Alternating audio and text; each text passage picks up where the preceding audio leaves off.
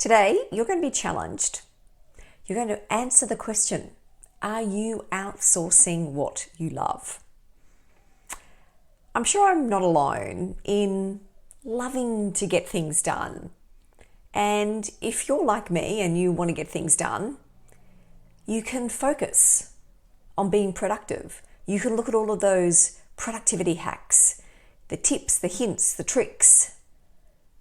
There's a massive focus on productivity in many elements of our society. Think about it in Australia. We even have a productivity commission.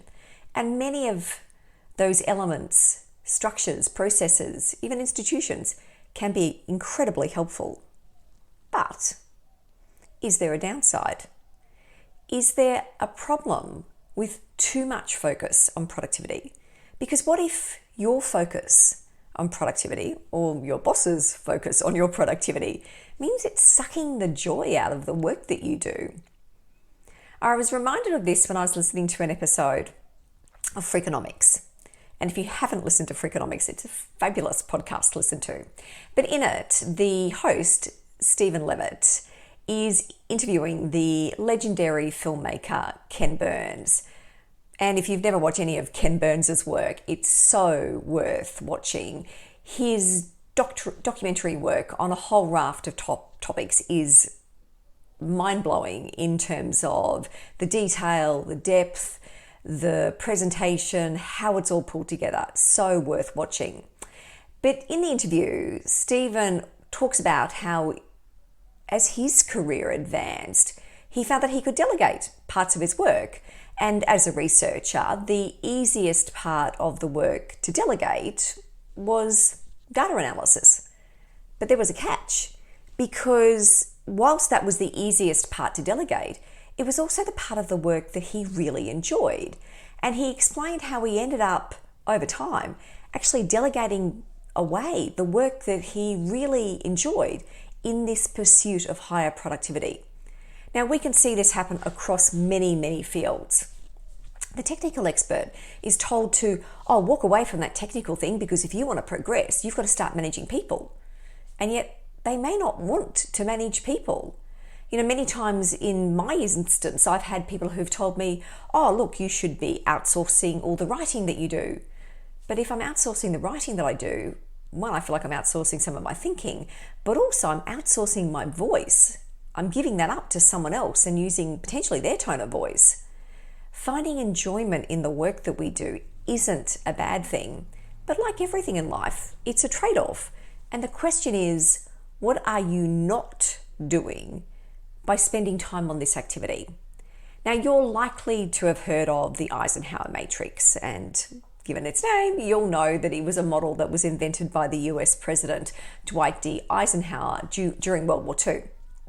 It's a really helpful way to work through and go, actually, where am I spending my time? Because it's helpful and it's designed to help you distinguish between where am I focusing my attention? What are the things that I need to do now? What do I do later? What do I actually just not do at all?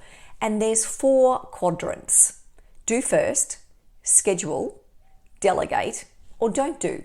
It's a really helpful way of going, actually, where am I spending my time? And what are the things that actually I don't need to spend time on at all? But I'd suggest you go one step further. And this is to introduce the concept of job crafting. And it's something that academics and researchers refer to. So job crafting is where you deliberately focus on your work and work out how you can craft more enjoyment, more satisfaction in the work that you do.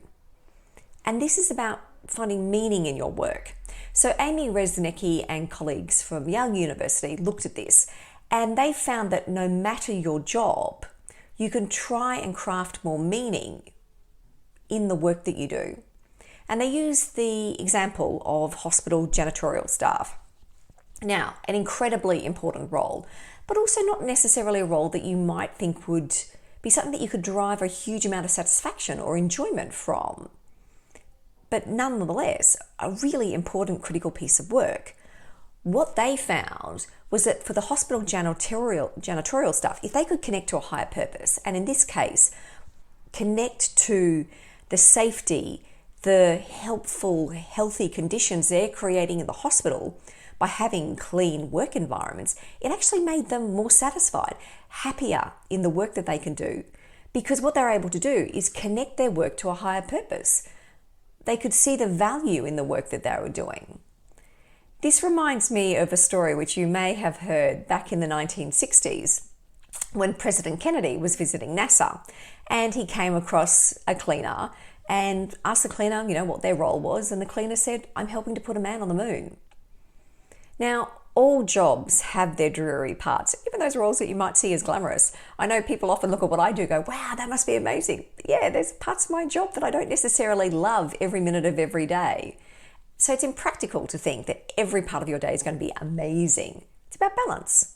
So here's some questions for you to think about as you prioritize what you're going to do and what perhaps you're not going to do and what you're going to delegate. So, firstly, if I stop doing this work or if I delegate this work, how will it impact my job satisfaction or my sense of purpose? Does doing this take me away from the work that I really love, that I'm really good at? What am I trading off when I decide to do this? Because as I've often said, everything in life is a trade-off. If you do one thing, it means you don't have space for something else. How can I craft more meaning in the work that I do? And lastly, does this task align with my overall purpose? As I said right at the beginning, your core question is to really challenge yourself. Are you outsourcing what you love? As you do that, think about the wonderful words of the Sufi poet Rumi, who wrote, "Let yourself be silently drawn to the stronger pull of what you really love." Have a great week.